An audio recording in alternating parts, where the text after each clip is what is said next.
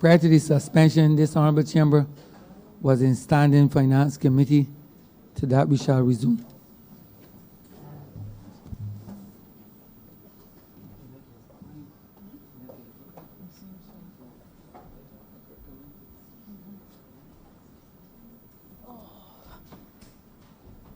Standing Finance Committee resumes with Head 82. The man that wanted to speak. Can we begin with the honorable, well, continue with the honorable member from St. George North? Thank you. Thank you, Madam Chair. I waited for a long time to speak and to compliment my friend, Minister of Environment, who I believe have done a very wonderful job, both he and his team. He has an excellent team. He has an excellent manager at the Sanitation Department as well as NCC. And he has a number of technical officers who are very experienced and well-trained. I listened to the debate, Madam Chair, even though I was not in the chair. Thank God for the technology. And I could not help but thinking that this is one ministry, one department that have shown that the last 10 years was really the 10 lost years. Because this department has come to alive in the last 2 years, less than 2 years, and have really beautified not only the highways and byways, but people are now energized to be very conscious about their environment. In my area, St. George, I have seen better garbage collection, and I'm very thankful. I had to compliment the sanitation department that responded very quickly. We had an incident that was there for a long time, and when they called the management, she was not there, but the supervisors readily came to our assistance. I want to thank them. But one of the things that hurt me while I listened to this debate today is the dump at St. Thomas. I could not understand, and I think the manager of the art department put it this way, that between 2010 and 2018, there were no large compactor to keep the garbage down and the smell down. And this was, to my mind, a dereliction of duty for the last administration. And this is very important because the people of Barbados sensitized that this department and that the last government was really treating the people of this country with scant respect. And that's why the people are always right. For 10 years, there was no proper compactor to keep the garbage down, and it smelled. People of Sandy Lane and Bonnets and Arch Hall and those people had to endure. And this should really put the government in court again, because this, to me, my mind, is a bad thing. And within less than 2 years, we were able to get a new compactor. So we want to thank the ministry for that. We want to really thank the ministry for that. And I want to ask the minister, though, what can you tell me why the building at St. Thomas was built for $28 million? Who informed? Was it a PPC decision? Was it a decision of the ministry, or was it the decision of the political directorate? Because something, the people of Barbados must not continue to suffer because of when politicians make a bad decision. $28 million, Mr. Chairman, Madam Chair, is not 28 cents. $28 million going down, and it's a sick building. I have heard that the manager of the sanitation saying that nobody has gone in there, and it's a sick building already. The people of Barbados needs to ask this question: who informed the building of this building? Who informed it? And then you have private sector involvement too. Who are the private sector? You see, I am told that I should not ask these questions because we have to ask these questions. We have to ask this question: who were the private sector involved in this building? Why did it cost, and how much are we supposed to pay, and how long are we supposed to pay for this? That's my first question to the minister.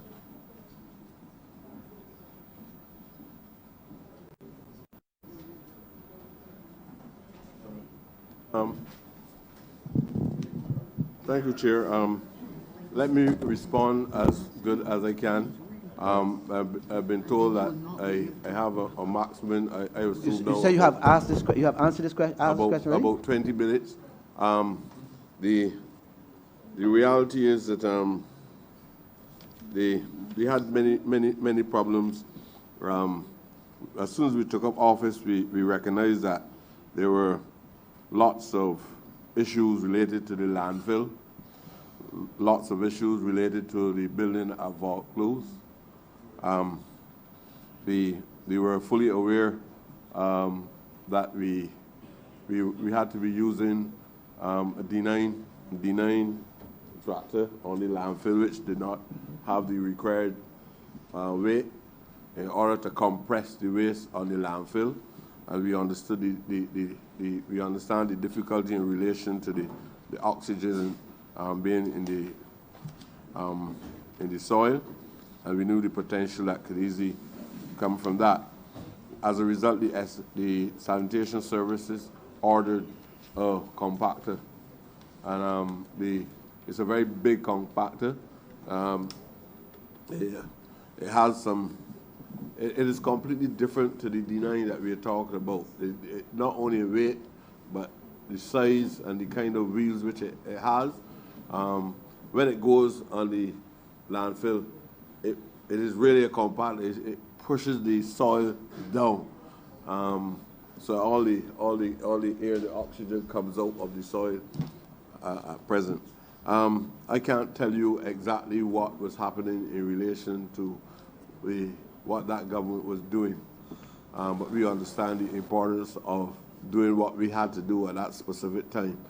Along with the importation of trucks, we knew that we had to also bring additional equipment, which the concerns about the trucks overshadowed all the additional equipment we had to bring in. We knew that we had a major problem with that building at Vaucluse as well. I can also tell you that there was some little provision inside the contract that placed in the hands of a member in high office of the party then that was in office called the DLP. That officer was in possession of 2 motor cars, which even after they say that the building would have been handed over to us, I had to ask officers to keep a close eye and see if they can find these cars anywhere across the sovereignty of Barbados. After making a pronouncement in public about the motor cars, 2 or 3 days after, I went to Vaucluse and I saw one of the cars parked on the outside of the building. I cannot even tell you where those 2 cars are now. I was under tremendous pressure for the payment of $500,000 to a specific individual, and I know that is a fact because I received the correspondence within the ministry itself, and the individual on more than one occasion asked me. I told him I have seen nothing in writing that shows that he had a contract with the SSA or with the Ministry of the Environment, and therefore he could not pay. I believe $500,000, and the individual was supposed to produce a report and all of that in relation to that building on the landfill. There are lots of not just severe acts that are not so wholesome, but infelicities that occurred on the landfill. I wish I could really go into detail. Probably at some later date I'll be able to speak more on some of the concerns that we need to address, because I don't want the public to be left with just speculation. I don't want the members of this honorable chamber to be left with just speculation and not knowing the genuine material facts related to all that has transpired in that small geography there in St. Thomas. I will speak to that at another date. Thank you. The other question I want to ask, though, is what what is the ministry doing in terms of those trucks that travel across Barbados with all types of garbage? Sometimes they don't have the net on them. It seems to me that there's no proper regulation. That offal could be dropped into the streets. You have a number of all types of things going to the landfill without any proper storage. Now, sometimes when these trucks have to turn around the roundabouts, sometimes they drop their deposits into the roundabout, and we see it often, especially with cement trucks, all types of garbage is dropped in the road. How is the ministry responding to these things? Is there any regulation, or is where anybody could do anything? I think that if you were here, and I can appreciate that you were absent, a comprehensive answer was given before in relation to trucks traveling along the coastal area. I didn't hear that question. Right, with that type of material, even waste that comes from tourist liners as well, waste from the markets. So you're saying that there are regulations? Yes, but the ministry so itself, nobody the ministry police these things? The legislation and the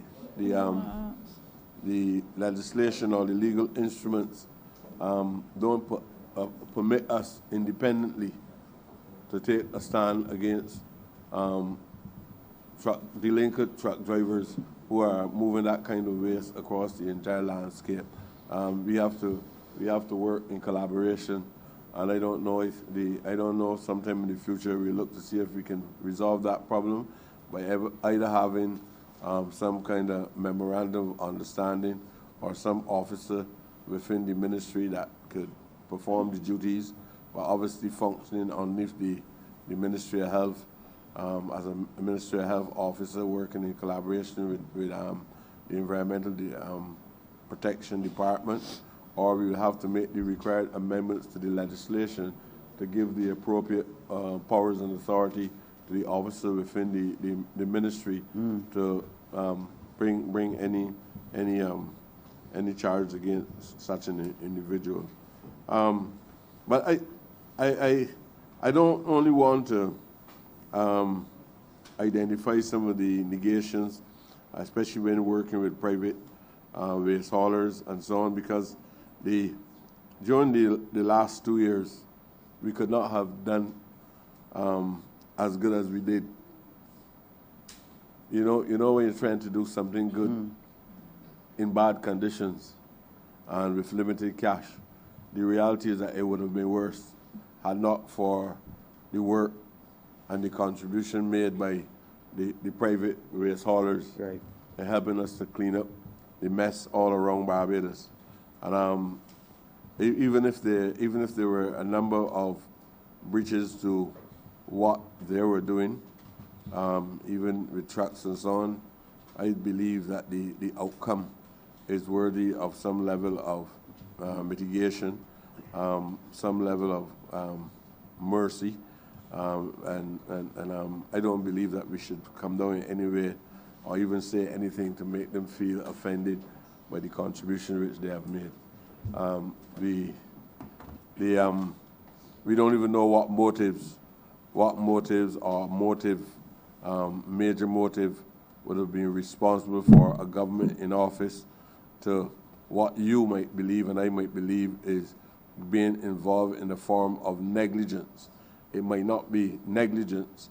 There might be a deliberate attempt to keep things in the form that they were in, making it more and more complicated so that they can gain benefits from a system that had no proper checks and balances or no regulations or even probably no provisions in law to govern the institutions and the way in which things were happening at this specific time.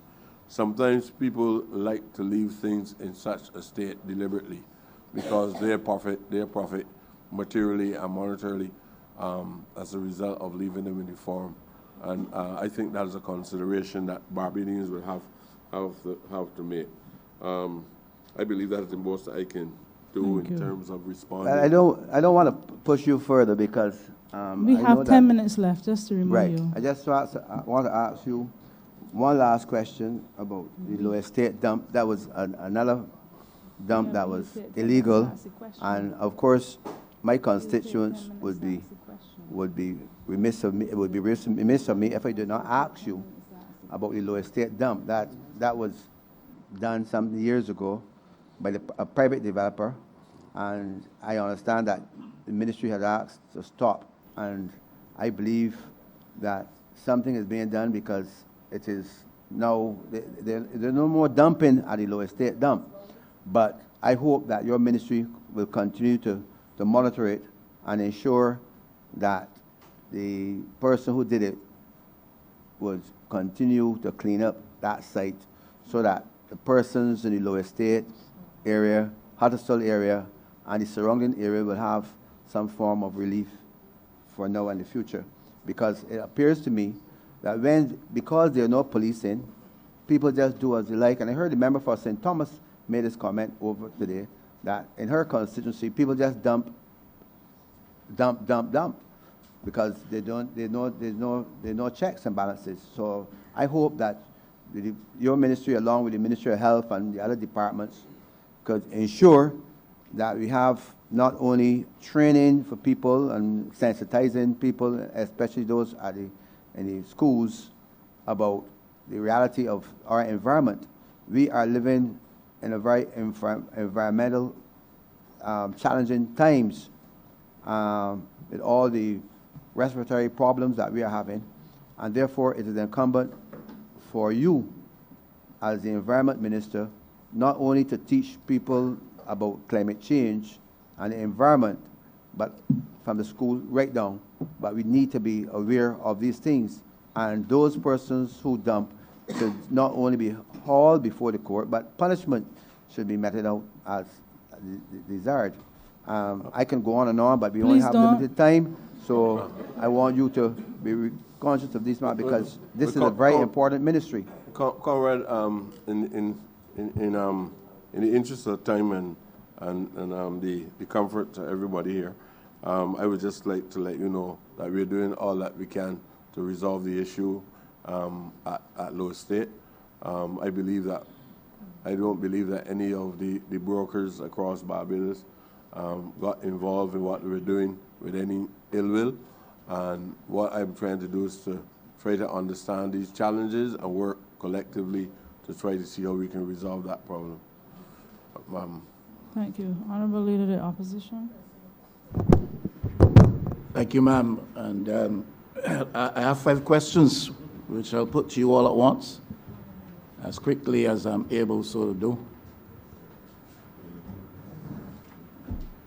And I start where the Honourable Member for St. George North took us, and that is to St. Thomas on the Vaucluse building.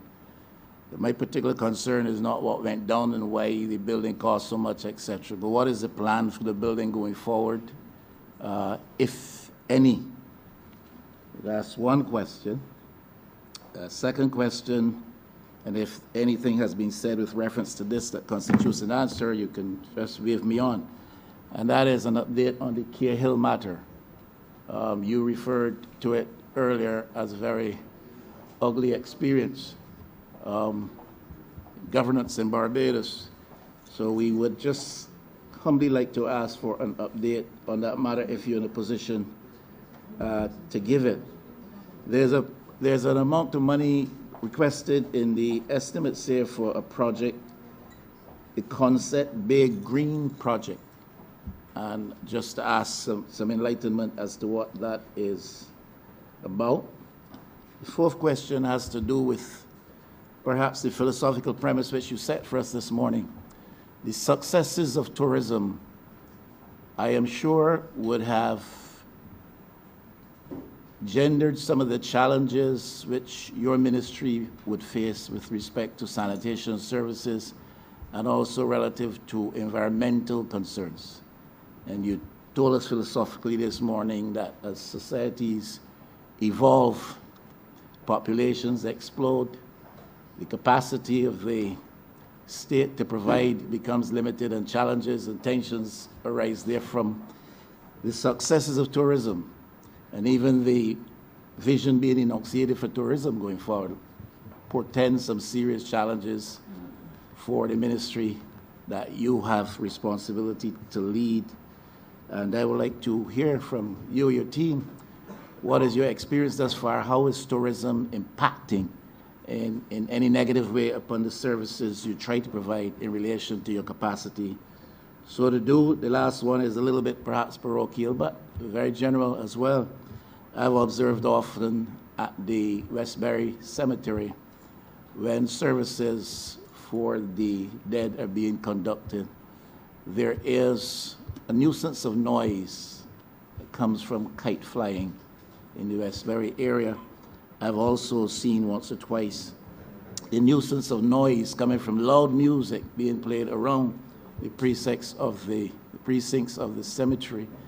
And my question would be, is there anything that can be done, any consideration given to at least some degree of regulation that would help to minimize this nuisance?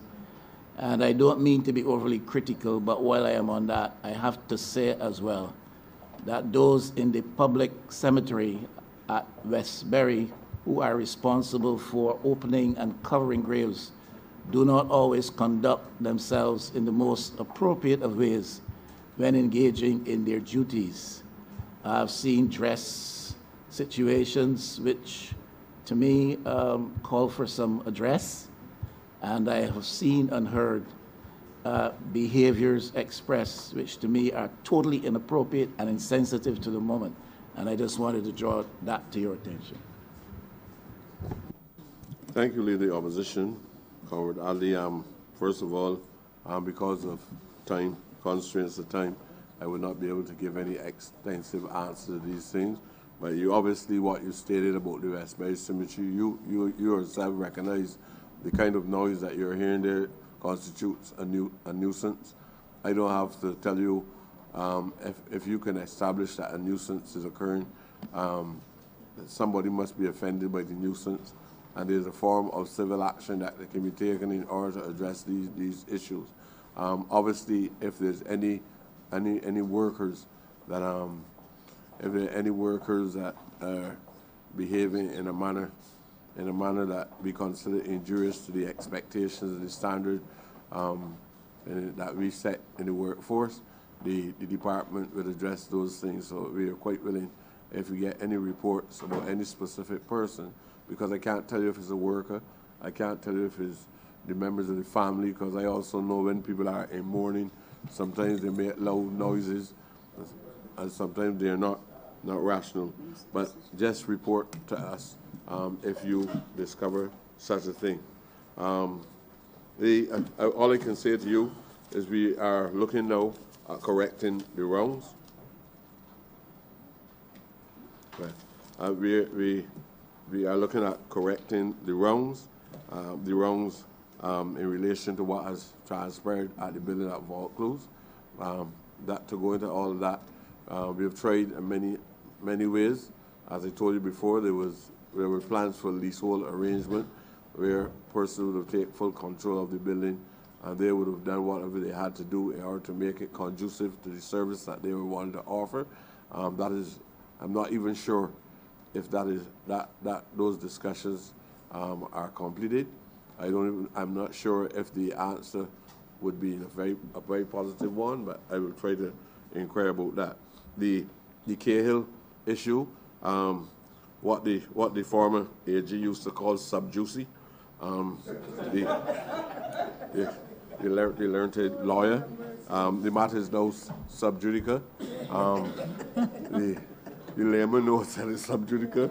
The Attorney General of Barbados constantly repeated sub juice, just like other persons. Just like other persons were told the word is not physical, the word is fiscal, and the Congress still said physical. So we had a very strange group with a very unorthodox understanding of the English language. And Conrad, I wish I could really go into detail, but apparently we have finite arrangements for how long we can conduct these affairs.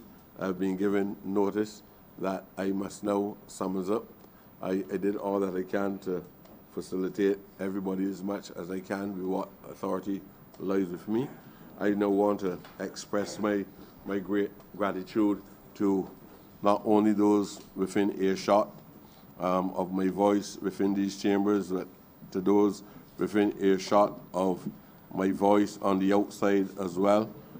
Those people who are listening to us on radio and on television, who are watching it on television, I want to give my gratitude and my appreciation for the level of tolerance that they have shown over the last 2 years, the appreciation for the challenges which we'll be going through the Ministry of the Environment, and I want to thank them, and eternally so, for enduring the challenges they too had to face in the circumstances.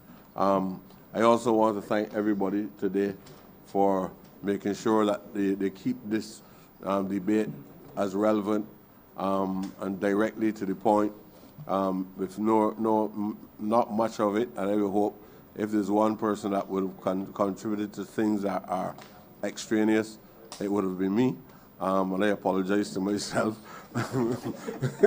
under those circumstances. But in general, I think we had a good debate, and in general, we tried to accommodate everyone, even where there was some challenges from the Conrad leader of the opposition. We did all that we can to make sure that he's very much You part. still had a couple questions to answer. I have more. Yeah, he gave you 5. I wrote them down so you know. Concept big, was it? Yes, ma'am, I had assumed my honorable friend didn't have the answer, so he skirted the issue. Well, the concept, I was trying to wrap up because I received this kind of paper, asked me to wrap up. Okay, just let me know. It'd be nice. The concept bay, I think the other thing was concept bay, and it didn't answer to that because that project is no more, as far as I know. As far as I know, it is no. Huh?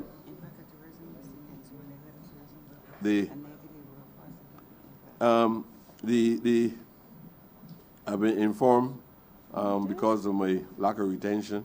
I've been informed that you answered another question in relation to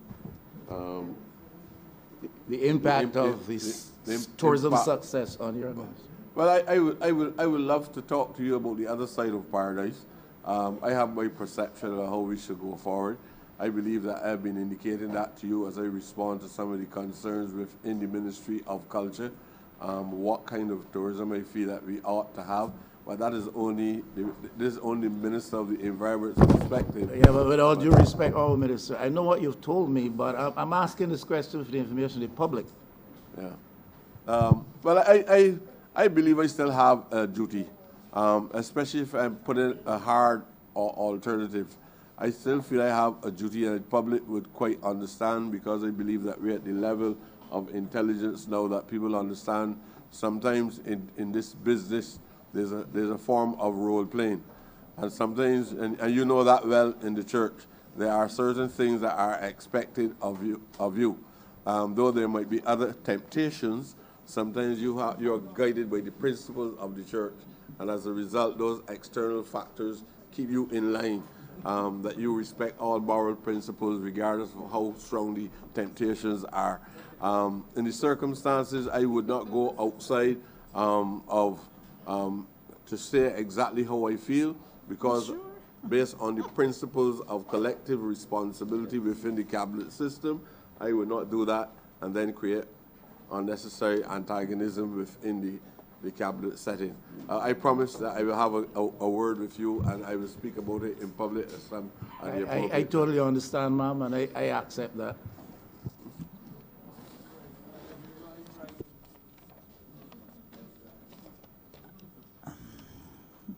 So we're done. Go ahead. That included your summary, right? Yeah. Words. Great.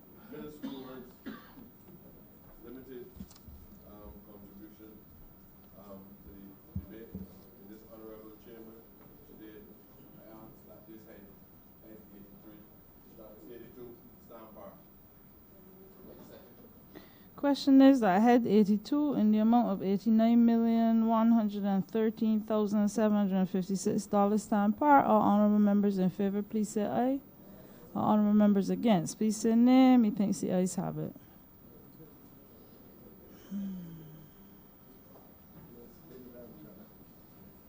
Oh, loss. That was a rough one.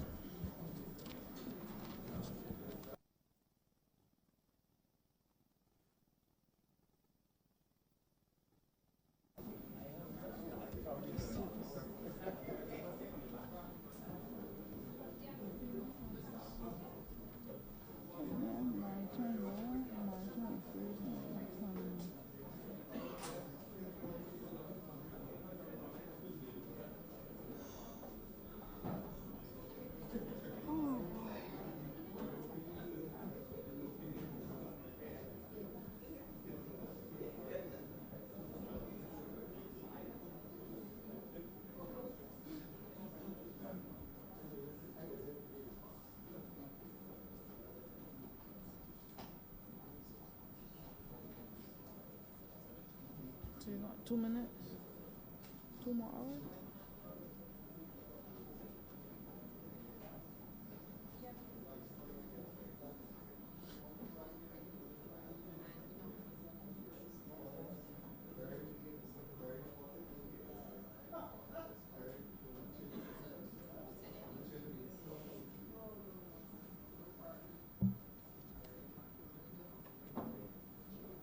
I'm bored.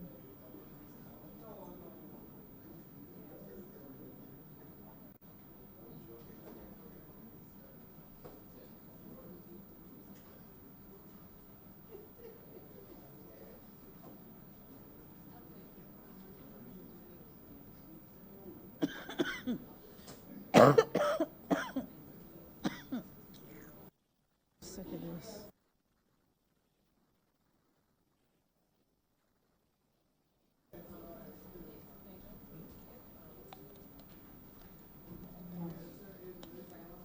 You're driving me nuts, man.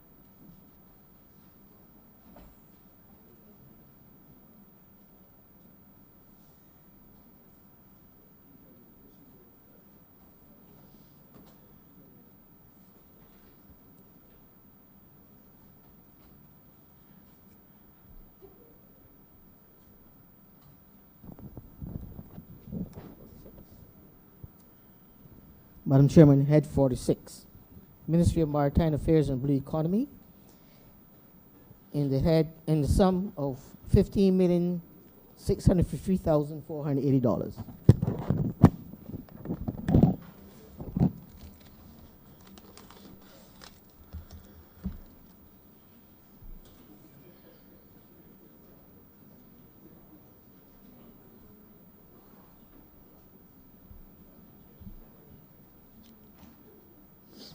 Madam Chair, I beg your permission to allow my staff to join me, please. So granted.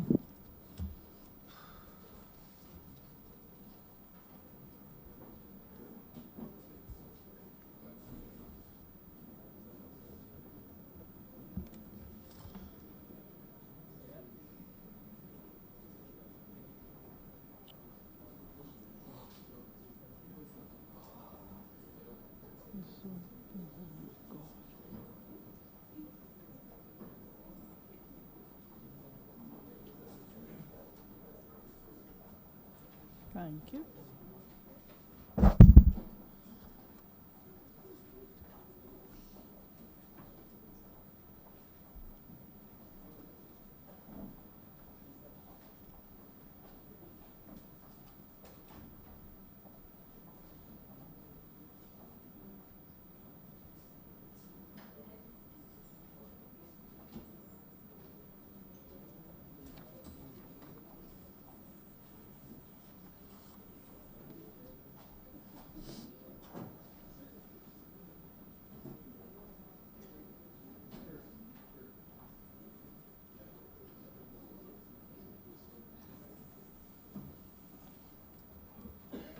Honorable Minister, you're invited to introduce your team, make your opening remarks, and ask to move the head at the end.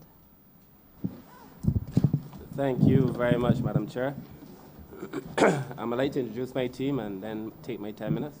To my right is my permanent secretary, Ms. Foster. To my left is Ms. Blackman, the Chief Technical Officer in the Ministry. Immediately behind the PS is Senator Lisa Cummings, who's Chairman of the Port. To her left is Ms. Leslie, who's the Chief Fisheries Officer, Acton. To her left is Dr. Leo Brewster, who's the head of the Coastal Zone Management Unit. Behind Senator Cummings is David John Marie, the CEO of the Port. Mr. Ward, who is our climate change specialist in the Ministry, to his left. Ms. Holder, who is head of the Bridgetown Fisheries, to his left. Mr. Ricardo Arthur, behind Mr. David John Marie, and he manages the project in Coastal Zone Management. To his left is the Deputy Director of Coastal Zone, and no, that's it. I was hoping the Senior Admin Officer would be in that chair, but she hasn't yet taken it, but I assume she will by the time we're done. Ms. Nelson. Madam Chair, I wish to use this opportunity really, first of all, to thank the people of St. Michael South actually for allowing me to be here. I also want to use the opportunity to thank the Prime Minister for the opportunity to serve as Minister of Maritime Affairs and Blue Economy, and my colleagues for all the support that I have received over the last year and a half. I believe we spent the last 16, 17 months in office giving meaning to what the blue economy is. I think most Barbadians now understand it. I think they understand its importance to Barbadian society at this time. And I think it gives some purpose as well to the country. And hopefully by the time I am through with my presentation, we will both agree. I believe that in the last year and a half, sir, ma'am, we have established ourselves in terms of leadership in the blue economy, both in Barbados, but also in the region and certainly internationally. The number of requests that have been made of the ministry now in terms of our expertise in areas that we fast develop expertise is amazing. There's some very new and exciting initiatives on the table, but I think the thing that we must do well is balance the traditional areas known to Barbadians in the blue economy, but to manage those new and exciting areas in a way that do not jeopardize the traditional ways we've known. And in a nutshell, for the purposes of this conversation, the blue economy really is about managing and preserving the ocean in a way that does not allow people to overly exploit it, while at the same time using it to generate areas of production, to maintain and improve livelihoods, while at the same time respecting the fact that the ocean has been there long before us and hopefully will be there long after we're gone, and recognizing that some of our own practices as a people have actually endangered our own lives by endangering the ocean. So I just want Madam Chair to go through very quickly some of the programs we're doing in the ministry and the various departments, and allow my staff and the other persons associated with the ministry to speak in more detail to some of these issues and some of these things. In the ministry itself, we've had great partnerships, and I think one of the things that we've done very well is to develop partnerships. We have partnerships with the IDB, FAO, UNDP, all the agencies here in terms of the embassies and high commissions that have allowed us to do some work even with minimal expenditure, recognizing that partnerships is a new way to do business. And specifically, you would have heard us announce a ban on plastics, and that has gone extremely well. We've done so in a way that I believe respects the fact that Barbados also has persons who had imported some of the petroleum-based plastics that we banned, but also manufacturers of plastic bags, whom we try to bring along in the process as we rolled out on this principal position in relation to the banning of petroleum-based plastics. Indeed, in 2 weeks' time, we were supposed to be in London speaking to the Commonwealth Clean Ocean Alliance about our ban on plastics, which many in the world, including the UK, have now set as a best practice. Obviously, circumstances in the world, as well as our own estimates, do not allow us to go, but the circumstances in the world have everyone thinking now about traveling. Secondly, Madam Chair, we spent a significant period of time pursuing a debt for nature swap, and I will speak to that in more detail later. But that is where, for example, a country or an international organization or an NGO primarily would be interested in purchasing some of your debt. Barbados was well poised for it because we had such high debt. They would purchase some of your debt and use the savings to do work in the marine space. In our case, Barbados was poised to do, they were going to buy $200 million of our debt, and that would give them $250 million because they would have bought it at a discount. Because people would have sold the debt to them, hope because Barbados was in so much debt, people would sell the debt at a cheaper price, and the savings we would have been able to use in the marine space. But the truth is Barbados performed so well that nobody is selling Barbados' debt, which is kudos to the Minister of Finance and the ministers in the Ministry of Finance for doing such an excellent job, because our debt is not trading at a discount. But for me, it meant that I could not get the additional money to do work. Thank you so much. To do the additional work that I wanted in the marine space. We also came in and found a situation where sargassum seaweed was rampant. It still is. But the issue was that there was no real management plan for the sargassum seaweed. No real one in the ministry anyway. And we brought together a management plan that sees us working with the Defense Force, the NCC. UNDP has also helped us with the plan. We've been able to acquire in Barbados a seaweed harvester, which is a boat that would actually take the seaweed directly off of the sea. And it's going to be a game changer for us in the fight against the seaweed. We just worked on establishing 2 marine labs, marine biotechnology labs, where we will work on processing that seaweed and trying to see what we can convert it into in terms of a productive end as well. So we are not only working to get rid of the seaweed, but to find meaningful ways to convert the seaweed into something that is also very useful. So those are a few of the things that we've done so far in the ministry. As well, we've been working with the FAO and the Argentine Embassy on a fish silage project, where we decided that instead of wasting all the fish offals, I heard in the Ministry of Environment people talking about the offals being thrown in the dump. If we could take those offals and convert it into something as well. So we've been working on that in the ministry, and we have had some fairly positive results. As it stands, Cardi is now leading the battle for us in relation to that regard. In the port, and I'll go through these examples very quickly, Madam Chair, so we could get into the questions. But in the port, they've been doing some transformational work. As you know, we inherited a situation where cruise and cargo for many years, for time immemorial, in Barbados hasn't been separated. And we made a promise as a government that we wanted to separate cruise and cargo. Those conversations are advanced. We had the hindrance of old contracts that were signed before we came into office, some that we did not think were in the best interest of the government that we are renegotiating, while at the same time having conversations with new partners about building out new contracts so that we could separate cruise and cargo in a way that is favorable to Barbados. And I think that is the significant difference between what we are doing and what was done. We've also had a town hall meeting to launch the cruise facility in the north. It is our intention there to be able to hold small cruise ships, mega yachts, and to be able to develop that concept for a few. I think as it's proposed, we're thinking about $40 million, but that will be a tentative arrangement, and that is going to be through PPP as well. So we will see how that evolves. At the shallow draft, we also want to be able to have small yachts there as well and allow more vessels in at the port. Right now, I think they can only accommodate about 50 vessels.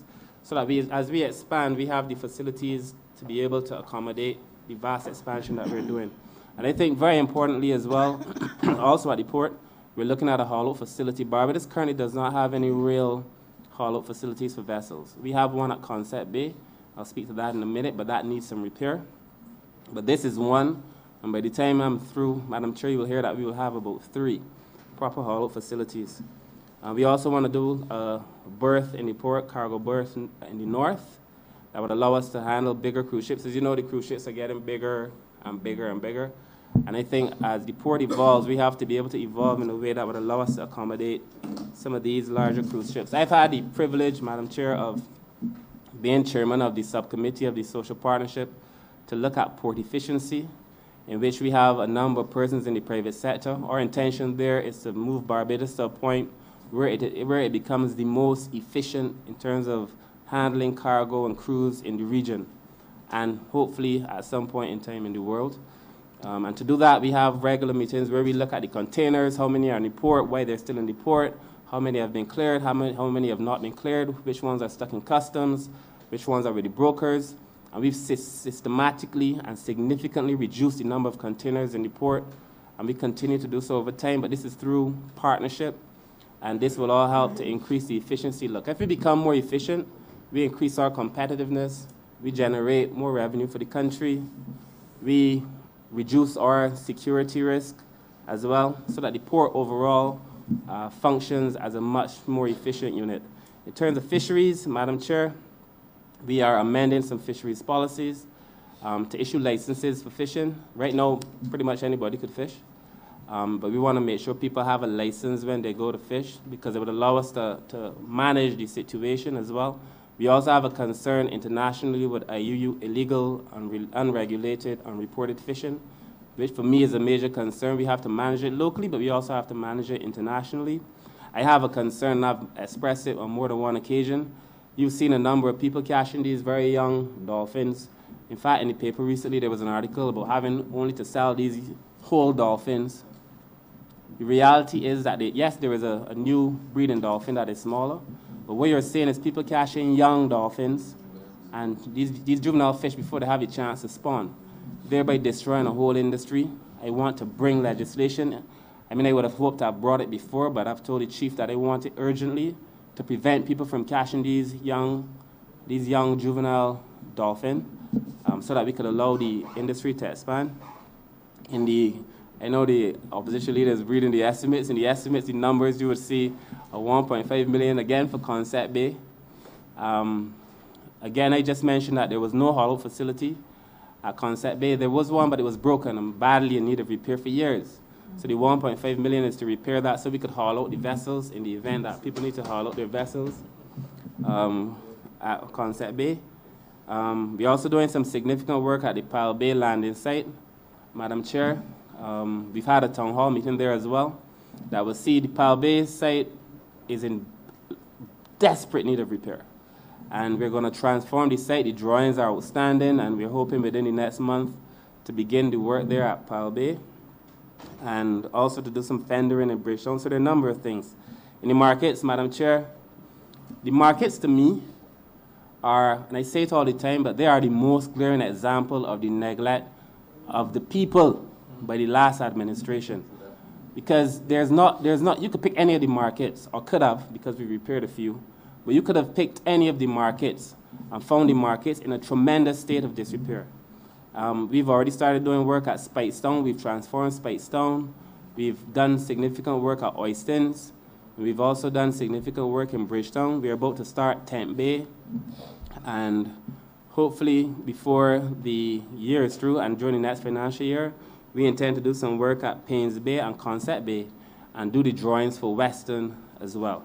So we're going to be doing a number of markets over the course of this year while continuing to work on Oistins and Bridgetown, because the amount of repairs needed there are just so significant.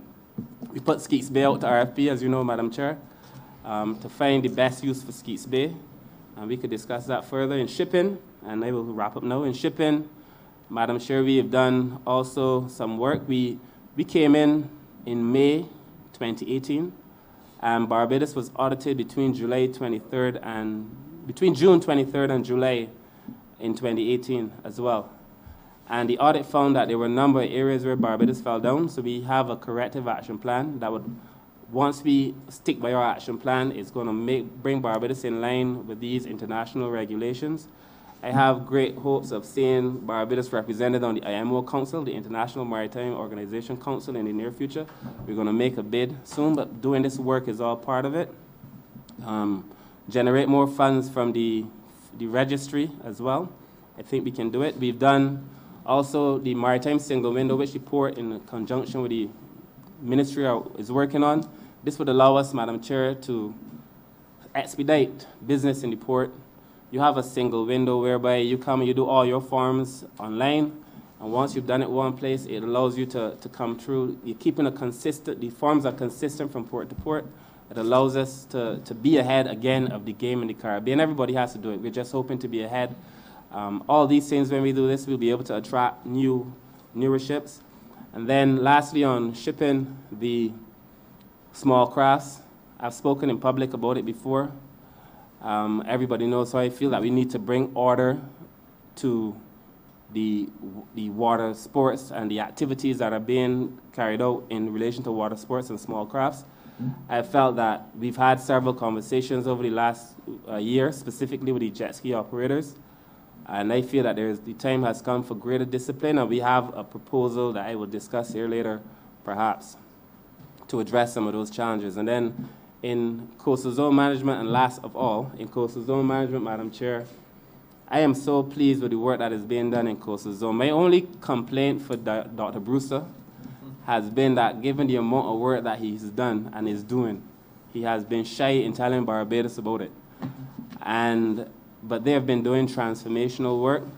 As it stands, they're working with some NGOs to help rebuild coral, and you know the need to rebuild coral in Barbados is essential. They have about 3 or 4 new ideas, the A-frame, the nursery, the coral tree, I mean, very nice things. And then lastly, the last thing I will address here, Madam Chair, is the National Coastal Risk Information Planning Platform called NCRIP. The NCRIP is the most transformational tool that I've seen in our arsenal in relation to climate change. And it advances us significantly more so than any other island in the region. What NCRIP does is that it allows us in a way to not really predict, but it tells us in the event of certain events, in the event of certain disasters, which areas are more likely to be impacted by flood, by wind, by a quake, so that you can plan even before there is an assessment. Before there is a disaster, what it also does is that it allows you to quantify the damage, so that you could say if something happens, this will be the cost. If you have the damage to the housing, the damage to the hotels, and it could tell, a person could then say, I would spend $50, for example, and repair my house, because if I don't, I would have to spend $300 by not repairing my house. And NCRIP gives you this amazing amount of information. It takes guesswork out of the equation. So in a nutshell, Madam Chair, those are just some of the many things that we have been doing in the ministry. I believe that in the last year, the ministry has established itself as being serious about the people's business, being transformational about the people's business. We've developed fantastic relationships with all the stakeholders. In fact, this is perhaps one of the first meetings that I've had where we don't have people outside of the ministry. I suppose that's how it is in this chamber. But we have fantastic relationships with all the persons in the industry, and I look forward to having this conversation over the next few hours, Madam Chair. Thank you. Please move the head.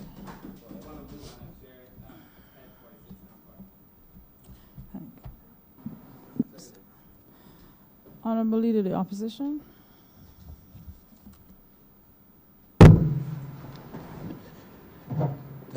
Thank you very much, Madam Chair, and appreciation to the Minister and his team for their presence, and to him for his presentation to set the stage for the discussion. And I'll get straight into a few questions I have. Now, this young honorable minister he speaks, Madam Chair, he's one of the few ministers in the cabinet. He speaks with a very visionary tone, not just outlining or enunciating programs, but setting the programs and goals of his ministry in the context of some sound philosophy, ideology even. And I applaud that, and I think that that is the way it ought to be. So my first few questions, and perhaps my only questions for this evening until perhaps next time we meet, stem from my view that is his approach to things. Now, correct me if I'm wrong, but it would seem to me that this ministry is, let me put it this way, requesting a smaller vote than was approved for it last time. I may be reading the figures incorrectly. If I am, please put me right. Put another way, it would seem as though the Ministry of Finance is prepared to give this ministry a smaller vote than it did last time around. And if that is true, I'm a bit surprised at that, because it is new ministry with significant potential for contributing to the Barbados GDP. The digital creative economy, perhaps elements of energy policy going forward. But with this, additionally, I think are three significant areas for growth in the Barbadian economy. And therefore, if that is the case, that the vote is smaller this year, I would want the minister to give us a view as to how he looks at that particular matter. He spoke in broad and general terms, understandably. It's just his opening statement. But I hope that with some degree of specificity, as he continues to address the matters before us, he would identify for us the indicators in these estimates which speak clearly to the development of blue businesses in Barbados. Clearly, and in some instances in fairly primitive form, we have established some blue businesses in Barbados, obviously. But the potential is there for a whole raft of blue businesses to be developed if this ministry is properly funded and given proper leadership. So from the estimates, the numbers here, if you could specify some of the indicators that point to plans for the development of blue businesses in Barbados. Now, philosophically, historically, Barbados' economy has always reflected a degree of imbalance, a disparity based perhaps on class and what I call facilitated privilege. It is perhaps new areas of economic activity, new ministries such as this that can set the platforms for balancing the disparity, addressing the disparity existing between classes in Barbados where the privileged take the cake, the not so privileged may be afforded the crumbs. And I'm putting that in very crass language, but I'm sure the honourable member understands. And if he can tell us in clear, succinct terms how his efforts here, as outlined in these numbers, will seek to bring some redress to that particular matter. I'm sure he's going to, beyond referring to some specifics in his summary presentation just now, outline for us as clearly as he can a comprehensive strategy, 3 or 4 planks of the comprehensive strategy for the development of for the program of the Ministry of Maritime Affairs and the Blue Economy in his efforts to spur growth in Barbados, gender context where we see new businesses coming on stream and flourishing, where the unemployment situation is addressed, where foreign exchange is earned, where perhaps new strides can be made into new areas for potential export. A lot of words, but I'm sure he understands.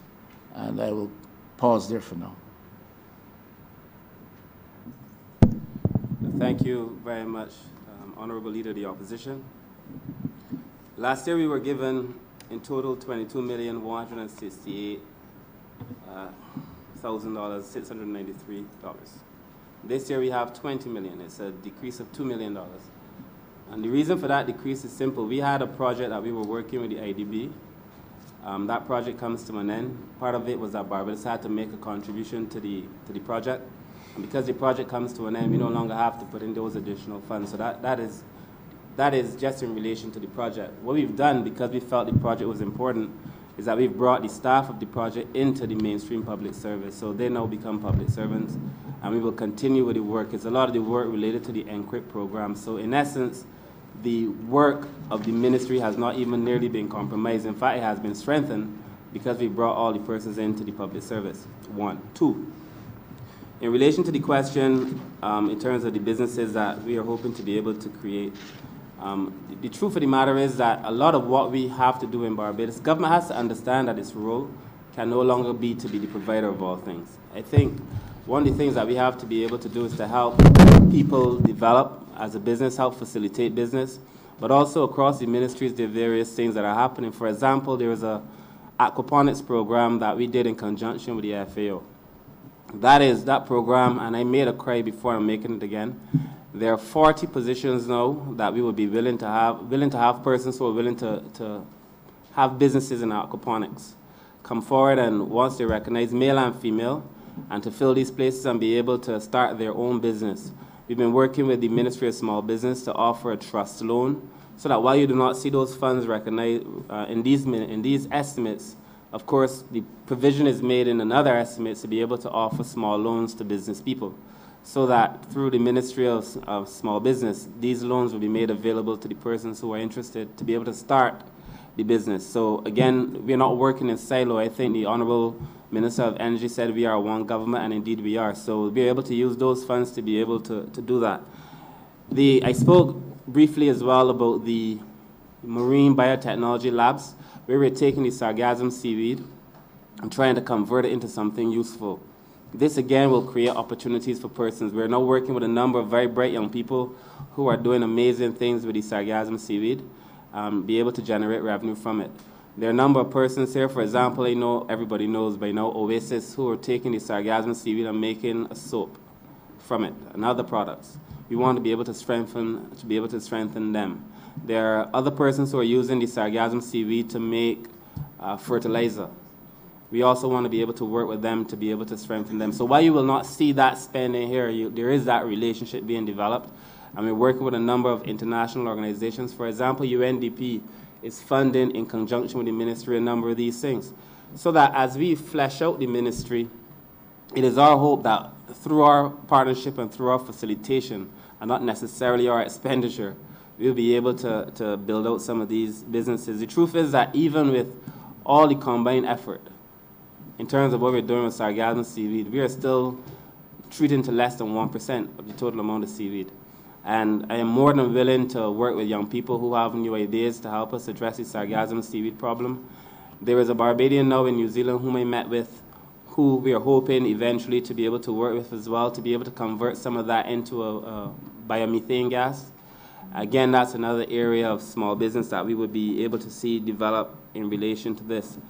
But if the Honourable Leader of the Opposition also asked about our vision and in terms of our overall strategy, this is the approach that the ministry took. When we came into office, we analyzed, and we are still working now with UNDP and IDB to fully strategize in terms of the areas that we would be able to generate even more significant revenue. But there were 4 pillars that we felt that were important. Health was one, both in terms of health of the ocean, where we're looking at what we can do to make sure that the ocean is healthy, but how having a healthy ocean can make human beings healthy. So what would be the activities, the kind of fish? When we ban plastics, for example, we know that a significant amount of plastics are now found in the fish. So health was one. The second was transport, marine transport. That's why we're talking about berths and jetties all around Barbados, so that we can move people along the coast, but also to be able to move cargo, take some of that bulk off of the island's roads and move it on the ocean as well. And we've put out an expressions of interest, and we have had some responses. We're seeking a more comprehensive response for these berths and these jetties all across the ocean. The others was physical development. We know that we have to build differently in Barbados. I spoke about the NCRIP. The NCRIP tells us what will happen in the event of a disaster. We're using that information. It's been incorporated in now to our planning processes to ensure that as people build out, they build with the ocean in mind, with the climate in mind, these eventualities in mind, so that the ministry is heavily involved in that. And then lastly, in terms of biotechnology, what we call the biofuture. As it stands, there are persons now across the world generating millions, trillions of dollars, really, from some of these marine genetic resources that are either found inside your areas, either found in areas outside of your boundaries or within your national jurisdiction. If we are able to pursue that and to work with people to do it, again, we can generate new areas of business, new revenue, because there are significant opportunities being made available there. The unfortunate thing, Madam Chair, is that people will go and seek thousands and thousands of samples, and only one sample would be worthwhile in the end. After 20 years, generate a product. But in the end, the revenue that you generate from it is so significant. Barbados could never do that on its own. We don't have the resources to spend 20 years pursuing the ends. But if we partner with persons, then we will be able to do so. It is important for us. That is why you will see Dr. Brewster going off at the end of the month to a conference on BBNJ, Biodiversity Beyond National Jurisdiction, so that we defend our space and the ocean space just outside of it, so that if people find anything in those waters, we want to benefit from it too. And we've been defending those areas very, very hard. And I think these are potential areas of opportunity. We have partnerships, as I said, with UNDP. The University of Georgia is willing to help us partner to outfit the marine labs and to teach young people in Barbados the kind of technology that we would need to be able to advance. I just think it is a wonderful time. So these are some of the areas, Honorable Leader of the Opposition, and I hope I've answered the question. Thank you. Honorable Member for St. James Central. Thank you very much, Madam Chair. I want to begin by indicating to the Minister and his team at a constituency level my great pleasure for the work that has been done in the area of Folkestone in St. James. Obviously, it is a marine park, but it is a recreational place for the residents of St. James, one of the major recreational places in the north. And I feel it is only proper to congratulate the Minister and his team for the excellent work that they have done in that regard. At a ministerial level, obviously the Ministry of Tourism has to work hand in glove with the Ministry of Maritime Affairs and Blue Economy. And the truth is, ma'am, that very often I act for the Honourable Minister when he is not an island, and invariably it is the reverse. He often endures or enjoys, I'm not sure which one, the the role of Minister of Tourism and International Transport when I'm not here. The Leader of the Opposition often speaks to this House, ma'am, in the context of asking us to outline government's growth plan. And I think that this ministry provides an excellent opportunity for a very direct answer to be given to the Leader of the Opposition. The conversion of seaweed, for example, into derivative products is but an example of the way in which this ministry is able to harness all of the possibilities existing within a 200-mile exclusive economic zone, which translates into a marine space that is 400 times our land space, and therefore in turn further translates into tremendous opportunity and potential for this country. The unitization agreement that was just done with Trinidad and Tobago, again in the energy sector, is a further example of the way in which the marine space can give life to new opportunities. But what I want to ask the Minister to do is to speak a little bit more expansively on some of the things that we must do, not only to complement tourism, but to place and reposition Barbados as being even more competitively located in the Eastern Caribbean. For example, the expansion of our ships registry, the development of facilities for maintenance and storage of yachts. And the truth is that we have a lot of yachting business in this country, and because of the fact that we have such a, and forgive me for saying it, ma'am, I want to be humble, but because of the fact we have such a highly sought after tourism product, a lot of yachtsmen come here. But the reality is, again, that we do not have the capacity to look after the yachts in terms of maintenance, and once they go overseas, where are those boats located, who maintains them? Not us. Unfortunately, it goes to St. Lucia. That is business that goes a-begging, and that has been a historical challenge for this country, ma'am. Now, I think it is an opportunity here for the Minister, who I know is looking at these matters, to speak extensively to the way in which they can be corrected. And the only other thing I would add, because I don't necessarily wish to come back, is the issue of the progress with regard to jet ski operations and the ministry's ability now to become an efficient and effective regulator of a maritime transportation sector. And again, it corrects or is positioned to correct some of the long-standing structural challenges that Barbados has had. We have a marine space which is enjoyed by all of our locals, but it is almost as if you had the road network in Barbados enjoyed by all of the Barbadians without having a regulatory framework to properly ensure safety and efficiency and ease of the transportation process. That must now be replicated in the ocean. And not only for our purposes, ma'am, but again, I must speak as Minister of Tourism. It was only a few months ago that 2 people came here, got onto a jet ski, went off to the northern side of the island, and were never seen or heard of since that time. And if you go by only the folklore, the issues that need to be looked at are issues of maintenance, issues of proper registration, issues of proper follow-up on the requirements for operational processes with regard to these vehicles, the safety and well-being of all of their users. All of these are things that we tend to have taken for granted, but must now seriously deal with in the context of standards. And again, it is within the domain, not so much of the Ministry of Tourism. We just deal with the public relations fallout. But the corrective action takes place with this minister and this ministry, and I urge the minister to take the opportunity to share with the country what's happening there.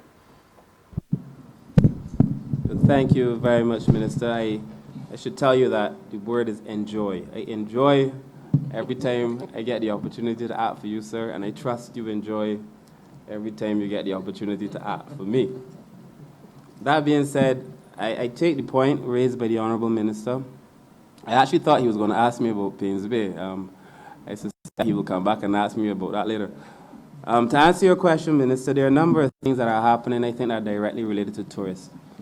You know, we did a study was done, I shouldn't say we did it, there was a study done, and that study showed that tourists are willing to pay an additional amount of money, even though they feel that they're stretched, if 2 things happen. If the money isn't going directly to the consolidated fund, 1, but secondly, and more importantly, if that money is going toward matters related to the environment, primarily the marine space. So we know that tourists care about what is happening in the ocean. We know that if they could see us doing more work in the blue economy space, that they would be willing to help us fund it. And so with that knowledge in hand, I think that is instructive in a way. It tells us that for us, for the tourists coming to Barbados, that this particular area is a very important one. And so it gives us the opportunity to be able to work with our tourism partners, to be able to do some of the work again in this space without putting any increase on government expenditure. There is also in plans and train what we call the Barbados Environmental Sustainability Trust, the BEST. And this trust will be comprised of the public service, the government, persons in the private sector, NGOs, and it will help us manage some of these things because they don't want the funds to go into the consolidated fund. People are willing to put money. Large, very wealthy donors are willing to put money toward the ministry or toward the country outside of the government. We create this trust and we could start capturing some of these funds again to go back in to this very important space. But it's important that it is not seen as a tool for the whims and fancies of a government, even a government as disciplined as this particular government is. And so that is going to be important as we go forward. But there are a number of things that I wish to speak to, Minister, and I will try to be brief. In terms of shipping, for example, Barbados is positioned most easterly of all the islands in the island chain. And you would have heard the Minister who just spoke, as well as the Prime Minister and myself, speak to the fact that our traditional relationship with Africa the last many years ago was one that none of us really feel proud of, in a situation where we use that ocean space only for trading in people against their will. And that for some reason we haven't seen it fit to revisit that ocean space and be able to use it for trade and to be able to use it for tourism and other things. And because of our most easterly poised position, I think it gives us an opportunity. I know the Minister was recently in Ghana. I know the Ghanaian President was also here.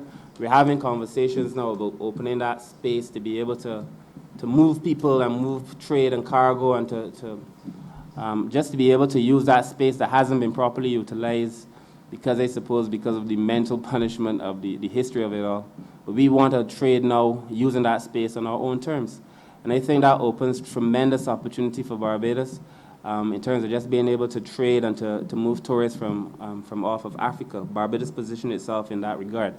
But in terms of general shipping, by doing the things that we have to do to correct the flaws that we found in the overall system, the legislation being flawed, our inability to monitor the pollutants on the ship, our inability to monitor the ships generally. I think once we are able to, and we're doing it now, pass the legislation to be able to better command and control those areas in relation to shipping, we open up a new area. I mean, there are a number of ships willing to work with Barbados once we show that we are serious. And that is why by the end of this year, I was hoping by the end of the financial year, but by the end of this year, for sure, we'll be in a position, having passed significant pieces of legislation that positions Barbados as a serious place. The other thing that we are doing is the marine managed areas. The marine managed areas, for us, serve a number of purposes. Folkestone is already characterized as a marine protected space. We're making that space a little bit wider. We're now going in the west coast from Fitzvillage to Weston. And on the south coast, we're going from the Pierhead to Rockley and managing that space. What we would do, in essence, in having these spaces established as marine managed areas, that would allow the biodiversity there to replenish itself. It would allow us to monitor the water. It would allow us to be more cautious about the runoff from the land because a lot of our pollutants are land-based pollutants. It would allow us to think seriously about that space. And what that would also allow us to do is to help effectively rebuild some of the coral that is now in that area as well. We know that tourists want to see the coral. We know that tourists want to have healthy spaces. We know as well that tourists are concerned, as well as Barbadians rightfully, that the behavior of some of the small craft operators, particularly some, not all, but some of the jet ski men, that puts their life at risk. And once we manage that space properly, we will put ourselves in a position to effectively reduce the challenges that they're currently having with these operators. And I will tie this into your question, Minister, because we've just had a meeting in the ministry, a few meetings. We've met with a number of the stakeholders, including the jet ski operators. And we've determined that we wish to use the South Coast, there by Carlisle Bay, as a pilot, where we want to structure how people enter and exit the water. As it stands in the legislation, there are already coordinates, you know. There are areas where people should be entering and exiting. There is a speed limit, I think it's 5 knots, that is not being monitored at the moment. So we know that the issue may not only be legislation, but it's also how we monitor it. And that is why we're going to have to strengthen and have more personnel in those areas to monitor that behavior. The truth is, it is only a case of one person getting injured that will change this whole conversation. And I would like to be able to solve that problem before it happens, because it really is like a piece of glass in the sand, you know, an accident waiting to happen. And so we're working to be able to correct that as well. Barbados must have a yachting facility. It is mind-boggling. I would like the chairman speaking more detail to it, but it is mind-boggling to me that Barbados, with the best beaches in the world, that Barbados, that is one of the flattest places in the world, right now Barbados has breeze all through the year. There are very few islands that have that opportunity because they're butting into mountains. They don't have Barbados. You can guarantee, if you're a yachty, if you're a sailor, that you're going to get a breeze. And we don't have the facility. The reason the people are not coming here is only because we don't have the facilities, not because they don't want to do business here. And that is why what we're doing in the port is going to be very important. I wish the chairman would come forward now. And I also think the separation of cargo and cruise is going to be vital in terms of being able to offer a better tourism product. I had a friend who just went on a cruise around the Caribbean, very excited about Barbados, until he came back and said to me, well, Barbados is now falling behind. He had cruised last time about 9 years ago. What happened to Barbados in the last 10 years? I think the question that the former Prime Minister asked is, how did we get back here? You know, the wanton neglect of the country has put us in a position now where Barbados is falling behind its neighbors. We should have a yachting facility, and the chair will speak to that in a second. I think overall, we've done a number of things that will bring tourists back to the island. I think there are other water-based activities that we should now be offering. I would like to see us have a water park I've already expressed there's some things that I will not support, even as I try to bring more tourists to the island, because I feel that we have to be respectful of various ecosystems. I'm not prepared to do certain things, but I feel we can offer much more exciting tourism products as well. But I'll let the chair speak in more detail to some of the things we're doing in the port. Thank you, Minister. Madam Chair, just to follow on from Minister's point about the yachting. So we have had we made a policy decision, as Minister has said, to separate cruise from cargo. But we've also disaggregated what cruise means for different demographic groups within the cruise sector. And within that group, we have found obviously a high level of demand for yachting services. And not just yachting for the purpose of moving pleasure, for pleasure craft moving, but also the maintenance and the dry docking of those boats for the persons who are the mariners on them. And so we have just, I believe, 2 Fridays ago, closed the first expression of interest for the expansion of the shallow draft marina, and our tenders and procurement committee meeting will take place within the next 2 weeks or so, where we will be receiving and reviewing the expressions of interest for a new design and new build format for the shallow draft facility in Bridgetown. In addition to that, the Speightstown facility that Minister made reference to is also meant to be a multi-purpose facility. So while we're talking about cruise ships with a capacity of no more than 1,500 passengers or so being accommodated in that facility, we're also talking about mega yachts. We have 2 marinas currently, Port St. Charles and Port Ferdinand, and in those 2 facilities, super yachts are too large to be accommodated there. And you will see from time to time they will make their way into the Bridgetown port. For example, over the last few weeks when we had issues with the North Swells, there were some vessels that had no alternative but to be accommodated in the Bridgetown port. And as Minister said, the issue is capacity. So on a 5-ship day, we were using all of the available berths for cruise ships, and we're servicing cargo. That becomes a real challenge in terms of capacity. But we don't want to see it as a capacity challenge. We want to see it as a new industry opportunity because the demand is there. So we're looking at that expansion in those 2 locations, and then of course providing a new industry out of that new sector that would come up for maintenance, servicing, repairs, and dry docking of those boats for Barbadians who are looking for an opportunity to get into a new sector. Thank you.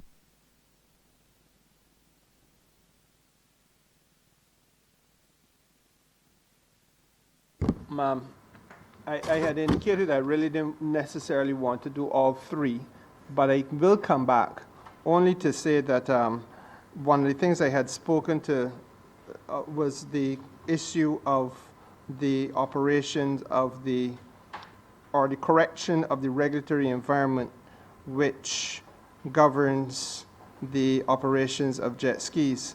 I'm not sure that the Minister spoke directly to that, but I would want to invite him to do so. Minister, I would let the Chief Technical Officer address the question, but just to give you the assurance that this thing has occupied me and I have occupied her on it consistently now in relation to finding a solution to this issue. And I believe she is in a position to give some detail as to where we are in relation to this matter. Thank you, Minister. Just to follow on from what the Minister has said before, we have had several meetings, at least 3 or 4 meetings with the water sports operators and at times specifically with the jet ski operators in terms of how the operations on the water. Late last year, we had a site visit to the various channels or the routes by which the jet ski water sports operators enter and exit the water to conduct their water sports activity in order to agree on the coordinates for these channels, as we call them. In our water sports order, shipping water sports order as it currently exists, there are several areas of water sports activity, but we have not defined those coordinates for which the vessels can move to and fro. And because of that, and we have had several complaints and some complaints about the manner in which they enter and exit the water. So we would have gone on a site visit with the Barbados Coast Guard, the Royal Barbados Police Force. The Ministry of Tourism and International Transport was also invited, and they did attend the site visit, as well as representatives of the Water Sports Association. And we had concluded or agreed on certain points or coordinates for these channels, which were then plotted by the Coastal Zone Management Unit. Thank you for that. We now have to just review those coordinates with all the representatives who were at the site visit. And we're hoping then that once that is agreed, that we can go and amend the water sports regulations so that we can have those channels defined so we know for sure, and it is within the law for the route to and fro for the water sports activity. There's also been discussion of some type of GPS to be on the vessel so that that vessel can be monitored in cases of loss or any other circumstances where we're unable to locate the vessel. And when we did have that meeting, there was no pushback on the GPS, so we are intended to also put that in legislation. The minister also mentioned the no-wake zone. That means that when you are approaching the beach, you should not have like a wave, or is that what you call it, the wave behind the wave water behind the vessel. Wake, thank you, wake behind the vessel, so that you know for sure that it is moving at an acceptable speed that will not cause any harm to persons who are nearby. So we're actually trying to amend the legislation. I know the legislation is just a piece of paper, but once we have that, then we should be able to at least appropriately regulate and monitor to see that the activity is conducted in a safe manner. We are amending, as I said, the legislation, which will include those things, and we're also looking at the safety of the vessel, in terms of life jackets and so on, and the issuing of instructions to persons who rent the vessel to ensure that they have been given the instructions and they have accepted those instructions and it is properly documented. So coming out of the discussions with the water sports operators and with our patrols like the Coast Guard and the Royal Barbados Police Force, we're hoping to strengthen these pieces of legislation and create a safer environment for the operators and their clients. Thank you. Let me just add quickly, Madam Chair, just very quickly on the same question. Oh, state your name, Jack. I'm sorry, I'm Jacqueline Blackman. I'm the Chief Technical Officer in the ministry. Just very, very quickly, Minister. You know, I also said that we are designating properly Carlisle Bay as a marine managed area. And one of the bigger issues that we've had is most of these issues actually occur in Carlisle Bay, most of them, not all, but a significant portion of them.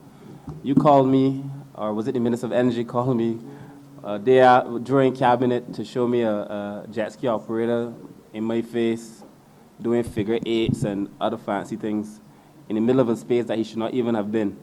So once we properly designate with lots of persons in the water and so on, when we properly designate it as a marine managed area, they won't be allowed to be there in the first place. So that's the first thing. As long as you see a person in the space, then we would know for sure that they're already violating the law. But also because we need to have a better relationship with the Coast Guard. The Coast Guard is doing significant work for us. I make a call, a Coast Guard is always nearby, or if he's not nearby, he will find his way to do it. But I think we might need one or two persons who are based as well on the water to be able to monitor for us. But once we start structuring it, where you have to come on mornings, give us your name, report your jet ski. I mean, we have to put the structure in place, and I am hopeful, and the CTO knows, but I'm hopeful that in a month, at most 6 weeks, I'll be in a position to bring this to Cabinet, but a definitive position as to exactly how it is going to look. But most of the groundwork has already been done. The Coast Guard is involved, the Marine Police is involved, the jet ski operators. We had a meeting with the BHTA, so they're also involved. We brought all the stakeholders into the conversation, but bringing discipline to that space is perhaps for me one of my more pressing concerns. So we will have it resolved in short order.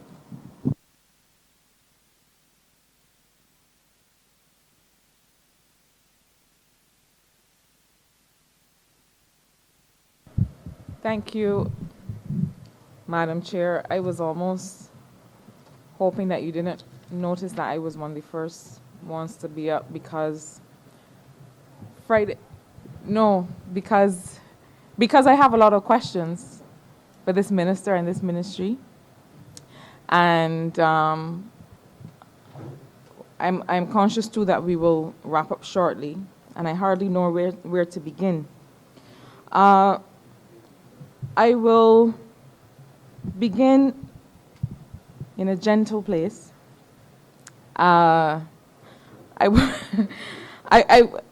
want us to ask as my first question about a program in your ministry,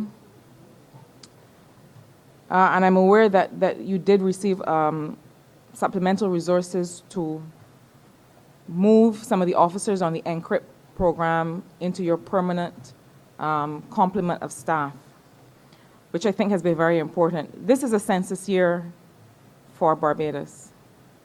And as I said in this chamber recently, not many people get excited about the idea of a census, but I do.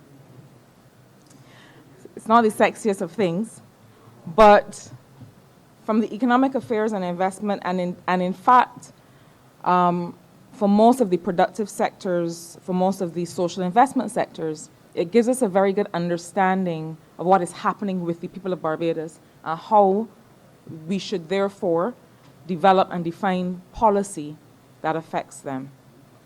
Now, your NCRIP program provides very important information that we hope to be able to combine with census data and other kinds of social and economic data to tell us some very important things. I want you to tell the country really through the chairwoman of this committee, what do you envision as some of the utility of this NCRIP program? It was begun under an IDB project, and I caution us, I've been hearing in this chamber a lot this notion of IDB funded. It's not IDB funded. The resources are acquired through a loan operation of the bank, but we borrow this money, we have to pay it back. And so I want to hear a bit about what you envision as some of the utility in terms of climate resilience, mapping for disaster, how we can combine some of the census data, and what really is the importance of this program. Thank you for the question, Madam Chair. I would allow Ricardo, who is head of the project, to speak to that, please. Thank you, Minister. Ricardo Arthur, Project Manager, Coastal Zone Management Unit. Sorry. So the NCRIP is really a new tool that Coastal will use in terms of planning. So we had a core focus in terms of resource protection and erosion management. We're now looking through the lens of financial analysis. So you're able then to look at a coastal sector and determine the potential losses due to a range of hazards. So you're not only looking at a sector and saying 5 meters of erosion within the last 20 years, you're going to be able to say, if we have a 1 in 50 event, you're going to have approximately $200 million worth of damage in this sector. And more importantly, how can you go about mitigating those losses? So the NCRIP tool is really about incentivizing resilience in a positive way, and we have to get that information out there. Because there's this thinking that, information of this sort can be used in a way where, people get scared in terms of investment. However, I believe it will provide a competitive advantage because you're going to be able to come to a country and understand what your exposure is, and then you can also look at how you can implement value for money mitigation measures. You can almost do a cost-benefit analysis. So the NCRIP exists at that level in terms of encouraging resilient investment. And then it also, from the level of long-term planning, what critical infrastructure is there on the coastline that the government of Barbados would need to protect, what critical infrastructure needs to be operational during and following events that may need to be moved. So at that level, in terms of policy and governance, it is also critical. The individual level, the governance level, those combined, it is really about understanding probable losses in real terms and implementing value for money solutions to ensure resilience. Hope that answers the question. So, Minister, I think Ricardo's answered the question, but in a way, you know, the census is going to be very important for us, and I'm glad that we are in a census here. The truth is, we will then have much more accurate data in relation to how many households there are, the kind of households, whether it is made of stone, whether it is made of wood, whether they have inside facilities, the actual number of people, the children in the household. Hopefully, this census will tell us the kind that we get in the poverty study, the ages of those children, the health statistics of the children as well, so that when we are actually monitoring the encrypt, because we have to constantly update the information, when we're looking at it, we would have a much more accurate picture as to the number of people who may be affected. For example, I like to randomly pick a community and say in Bayville, you know, in the Bayland, or Beckles Road, or one of my areas. Random. If, for example, there is an event, because we are, I mean, it is a good example only because we are so exposed. If there is an event, how many persons currently are in Beckles Road, for example? And who is likely to be impacted by that? And the census would give us all that extra information. So the census actually would be essential for feeding into the encrypt, and I hope vice versa, the encrypt could feed back into the census. But the encrypt is, you have to see it to believe it. The encrypt basically is an island-wide, gives you island-wide coverage as to the buildings, I mean, what do you call the different levels of the earth, and like where, if we were to get wind, if we were to get flooding in the Bayland and it came to a certain amount of distance into the community, how many households would be damaged? If I knew the census information, I could guess how many lives would be impacted by that. If I knew where they worked, the information from the census again, I could start to calculate some economic value. The businesses, if the potential for them to be lost, depending on whether they've built resilient or not, the capacity to bounce back or bounce forward, as I say, that kind of information would allow us to more effectively plan out as we go forward. So as a resilience tool, it really is the most important and most effective initial part of the planning process and in part of the long-term exercise as well. So I think there's a natural marriage between understanding what we do with the encrypt and the census data. Okay, my second question has to do with something that was mentioned earlier. The Honorable Minister of Tourism and International Transport made reference to building out the sectors that we can build out in collaboration with this ministry. The importance of yachting facilities, and you spoke to it earlier. But I am more interested, for the purposes of this question, in the who. I know that we spoke about a Seafarers program. I confess that I am not fully aware on where we are, on the numbers that is impacting, and the scope for those people to find employment in an expanding maritime sector. There are many young men and women in St. Michael South Central who are interested in new and emerging sectors. They're young men and women who, despite our best efforts, they do not want to be in a building, in air conditioning, putting on a tie and saying yes sir and no sir. They want to be outside in the fresh air, either riding a horse. And Minister, we are neighbors, and we share a kind of a cohort or category of young people who have interests in very specific things that are unique to where they come from. So they want to be able to get involved in horse grooming or something associated with horses. They similarly want to be able to walk to Pebbles Beach or to some other beach area and earn an income being outside, working on the sea. And so I want to hear from you, if I can, and your team, what are the plans for really involving young people in the building out of this sector? Thank you again for the question, Madam Chair. So, you know, my team again would tell you that whenever I speak, I'm speaking about ordinary people. I want to make sure that no matter what we do, first of all, we do not compromise the capacity of those who've already been in the sector to be able to live, but to bring ordinary people into the space as well. And I feel it is very important that as we build out the sector, it must not be a case where it is a situation where we almost, in a derogatory way, refer to people who, you know, couldn't get another job, decide to go and do this kind of thing. And I think we're on the same page, Honorable Member for St. Michael South Central, because these are real opportunities. And I will give you a few.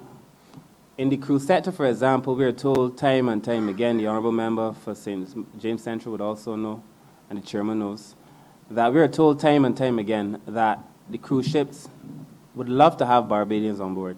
They would love to have Barbadians on board. And we've been offered spaces, but they want us to train up the persons who come on to the cruise ships, if we could offer the necessary training. And that is why we currently have a program that we've been working with the SJPI, as well as the Vocational Training Board, to be able to finalize, to offer the kind of training that would put us in a position where we trained up a significant number of Barbadians to work on the ship. The last number I heard, there were thousands of positions open, as long as we start to train up Barbadians appropriately. And that is why the program with the SJPI is of such vital importance to us. And that is why we are working to make sure that that happens, and to be able, first of all, to meet that need. Secondly, in terms of the opportunities in yachting. Yachting, when we start to create the yachting industry, there are a significant number of jobs. The Chairman spoke about dry docking. There are a significant number of jobs. It's a whole industry that is built up around a yachting industry, around a dry dockyard. Persons are required to clean the boat. Persons are required to do minor repairs, repairs to the inside of the vessel. I mean, it's a whole industry. And the paper that we will be bringing to Cabinet very shortly will speak to some of these positions that are possible. We are having linkages now with I actually was supposed to have a meeting this morning. I wasn't feeling great, but a person who is in the industry with whom we will be working as well to do some training in that space.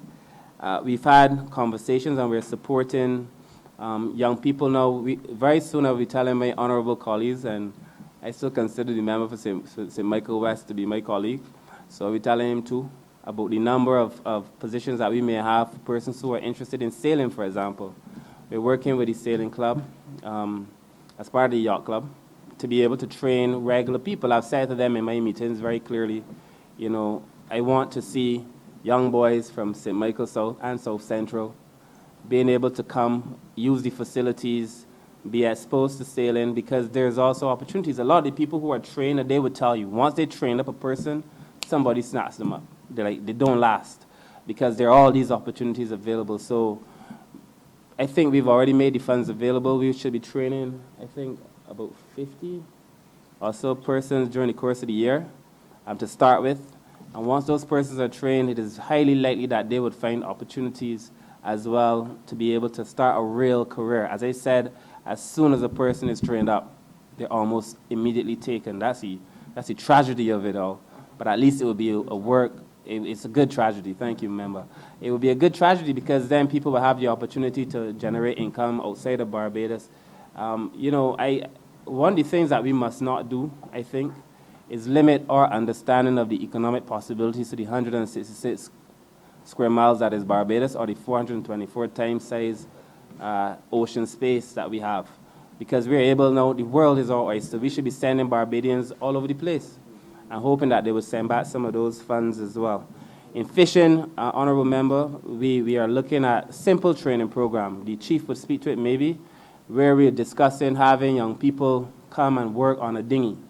We're going to partner them with persons who are seasoned in fishing so that they could just go out, learn the ropes, learn the rudimentaries of it all, become exposed to the ocean, because a lot of people, unfortunately, one, can't swim, and two, have no real relationship with the sea.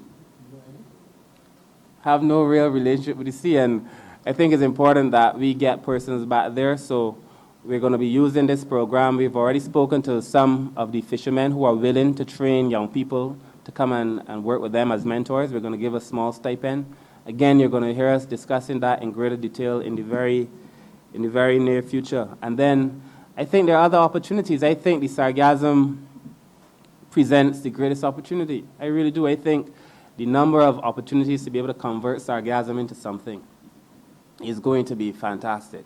We've also had persons who now in Barbados have taken potato skins and making biodegradable plastics. I think every time we implement, because people see the ban on plastics as just a ban on plastics, I think about the new emerging opportunities for everybody. For everybody. The persons who, the Oasis boys, one of them live in my constituency. I mean, they're ordinary Barbadians doing transformative things. And so I think when we implement a ban or when we put in a restriction, there are people who are out there generating new ideas that we can't even begin to grasp. So I just think these are some of the opportunities, Honourable Member for St. Michael South Central. And as we are partners both in the constituency and in the Parliament, I will be sure to give you more details that you may require. Madam Chair.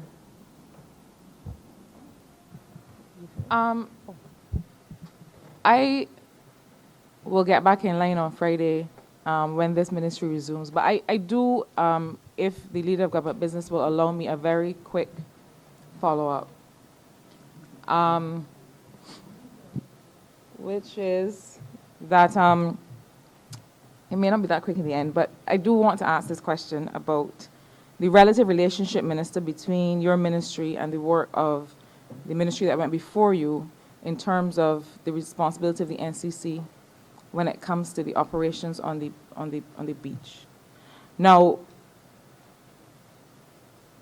my particular query has to do with a matter that we discuss many times over, that I have occasion to discuss many times over with some of your officers, including Dr. Brewster, from a planning perspective. And it has to do with this issue of the notion of ownership of the beach and the question of the high water mark and what does it really mean for Barbadians.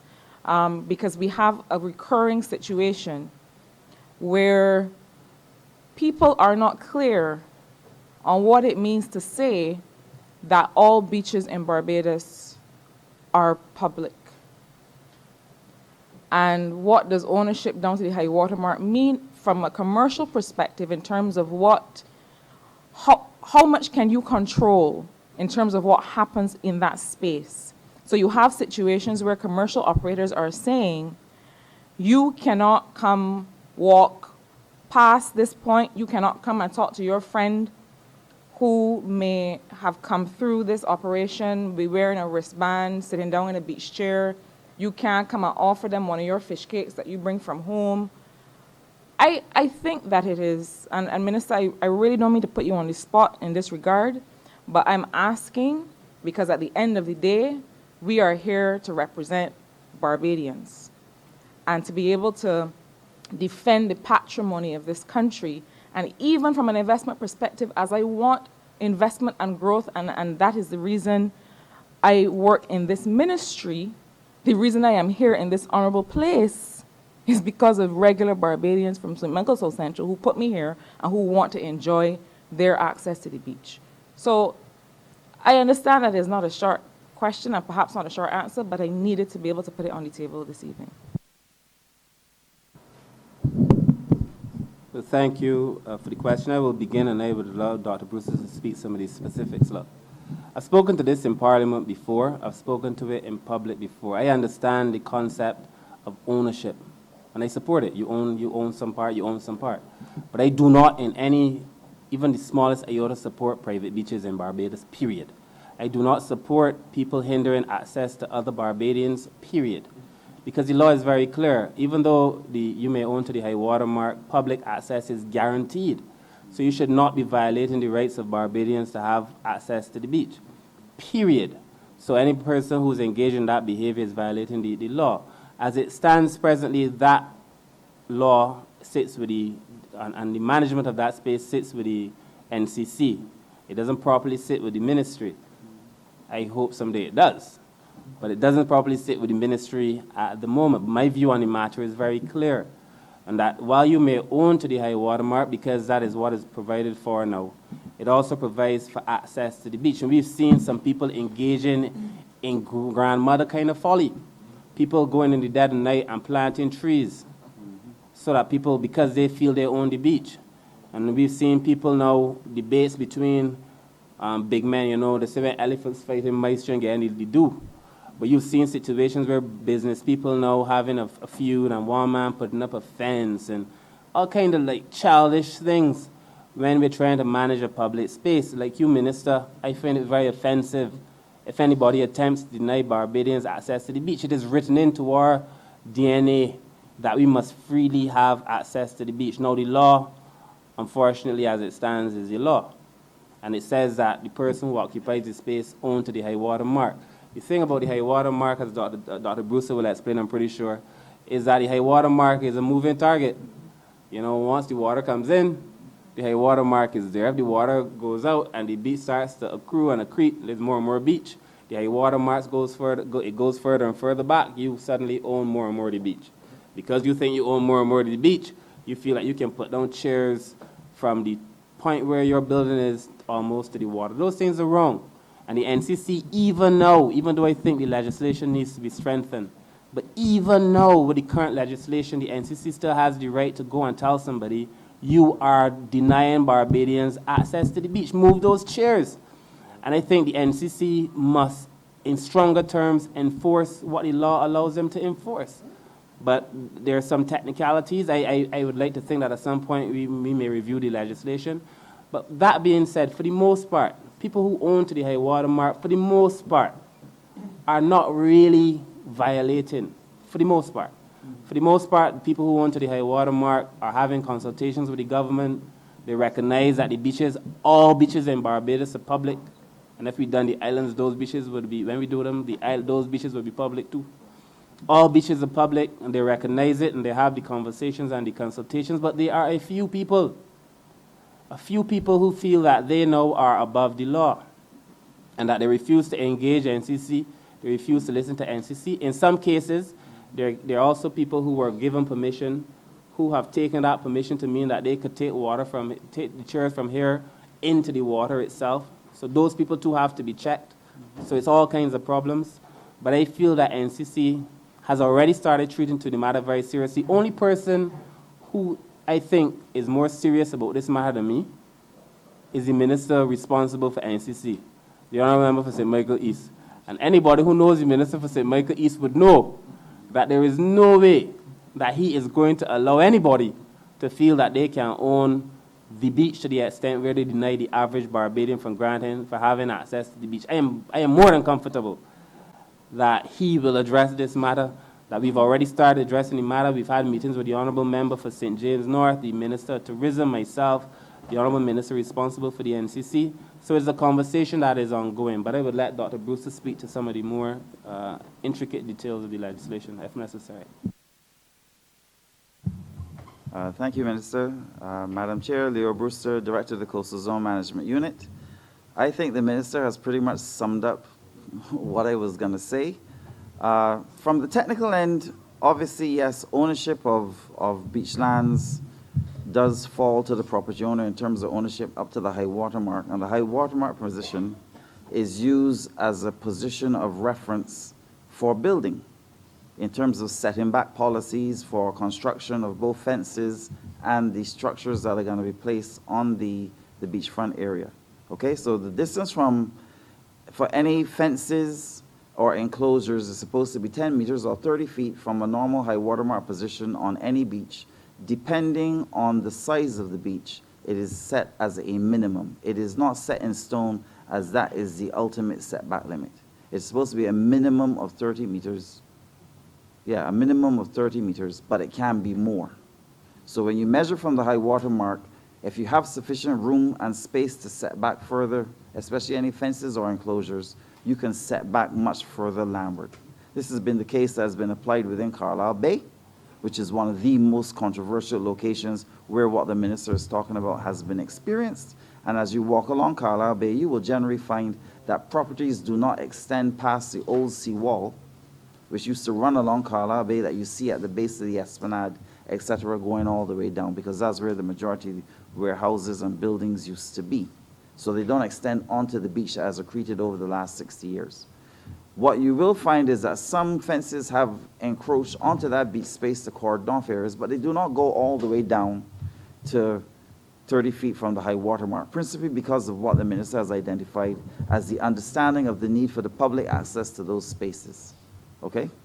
As has been rightfully identified, you have property owners that are taking it upon themselves from about 7 o'clock in the morning or earlier to put down a minimum of 5 rows of beach chairs, literally stretching from in front of their property all the way down to the high water mark, to exclude the public from being able to use the free space of the beach area comfortably and freely, which means, therefore, that any person that wants to walk on the beach has to walk on the wet sand, the area of run-up on the beach where you call the foreshore. Okay, so the dry beach area, which is normally the area where people like to come and recreate and use, is being prevented from being used by the public because of things like beach chairs and other activities that are going on. The minister is also correct because under the NCC legislation does clearly stipulate that management of the space 30 meters landward of the high water mark falls to the NCC in terms of the overall management of that space. And that does not necessarily therefore mean that a property owner has the right to declare that they're going to put down and use up the entire beach space area. But what should be happening is that in areas where you're starting to see that activity taking place, the NCC should be entering into open discussions with those property owners to advise them as to what the law says, and therefore they can put down chairs in an area that they may deem comfortable for themselves and their guests, but other areas of the dry beach should be left available for the public to use. Okay? This has not been actively being practiced in the past, and therefore you have some of the sort of conflicts that you've experienced as you saw up in the areas of the Crane, which was heavily documented, and other such locations where you may have a conflict whereby NCC may be granting licenses for persons to use certain areas of the beach for beach chair vendors of a public nature to occupy the same space. The other thing that you find is that in other areas, once again in places like Carlisle Bay, because you do have vacant lands adjacent to properties that already are establishments in operation, those persons do not retain the beach chairs within the curtilage of their frontage of their property, but they extend on either side laterally because there's nothing next door to them. Yeah. So therefore, you will now have a property that may have had a 50 or 100 meter frontage, extending in excess of 150 meters or 175 meters because they've put chairs on either side of them because no one is next door to them, right?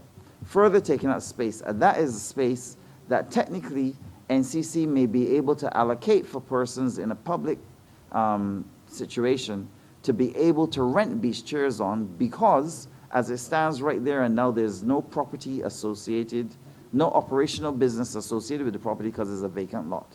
It doesn't mean that, 5 years from now, 6 months from now, a property owner may not determine to develop the site into something and therefore those persons would have to be relocated because the property owner has the right to use the beach in front of his property. But at the same time, the level of negotiation that has to take place at the level of the NCC is something that has to be becoming more and more a mandated position where the legislation can be enforced. But as I said before, the high water mark is really and truly to identify a point of ownership of land as a measuring point from the seaward end to measure setback distances for development and construction purposes, as well as a generalized ownership. But because of the way how the NCC legislation is structured, it grants NCC the right to manage the space 30 meters from high water mark landward in terms of the area. Thank you, Madam Chair. I beg to move that you do not report progress to His Honor the Speaker and beg leave to sit again.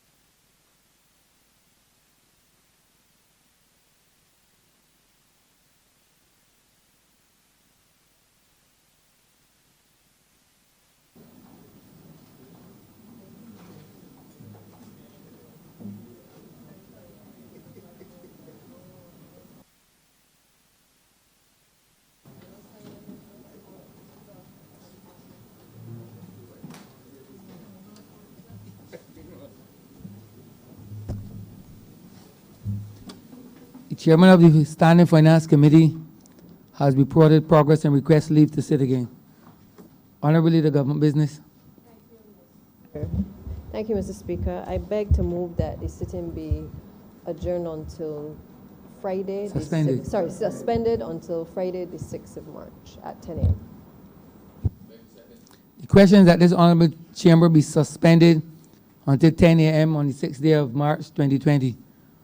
All those honorable members in favor, please say aye. Those against, please say no. We think the ayes have it. This honorable chamber stands suspended until 10 a.m. in the forenoon on the 6th day of March 2020.